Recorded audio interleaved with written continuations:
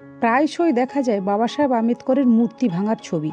কিন্তু কেন বাবা সাহেব আম্বেদকরের মূর্তি ভাঙা হচ্ছে কেন? বাবা সাহেব আম্বেদকর নাগরিককে ভোটের অধিকার দিয়ে গেছেন বলে?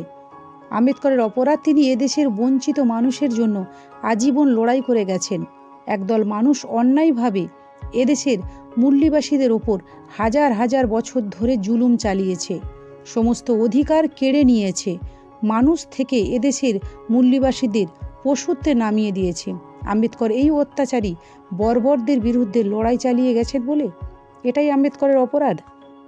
এটা কেবলমাত্র ভারতেই সম্ভব, যে মানুষটা সারা জীবন দেশের জন্য, দেশের মানুষের জন্য লড়াই করে গেলেন, যে মানুষটা নিজের সন্তান, নিজের স্ত্রী, নিজের জীবনের বিনিময়ে এদেশের সমগ্র মহিলা সমাজ, এদেশের 90% বঞ্চিত মানুষের অধিকারের লড়াই লড়ে গেছেন। কলম্বিয়া বিশ্ববিদ্যালয়ের গবেষণা অনুযায়ী বিগত হাজার বছরের ইতিহাসে বিশ্বের শ্রেষ্ঠ মহান মানুষদের মধ্যে অন্যতম বাবা সাহেব আম্বেদকর। কলম্বিয়া বিশ্ববিদ্যালয়ের ইতিহাসে সেরা ছাত্র বাবা সাহেব আম্বেদকর, ভারতবর্ষের সংবিধানের কারিগর। যে মানুষটার সঙ্গে আজও একদল বর্বর পরজীবী মানুষ এভাবে আচরণ করে চলেছে। আম্বেদকরের অপরাধ, তিনি এদেশের মহিলাদের সমান অধিকার দিয়ে গেছেন পুরুষদের সঙ্গে।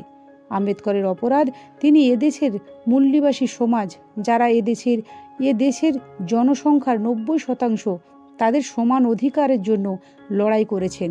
আম্বেদকরের অপরাধ, তিনি এদেশের প্রত্যেক নাগরিককে ভোটাধিকার দিয়ে গেছেন।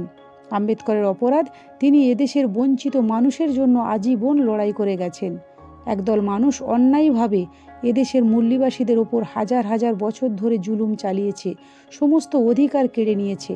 আম্বেদকর এই অত্যাচারী বর্বরদের বিরুদ্ধে লড়াই চালিয়ে গেছেন। এটাই বাবা সাহেব আম্বেদকরের অপরাধ।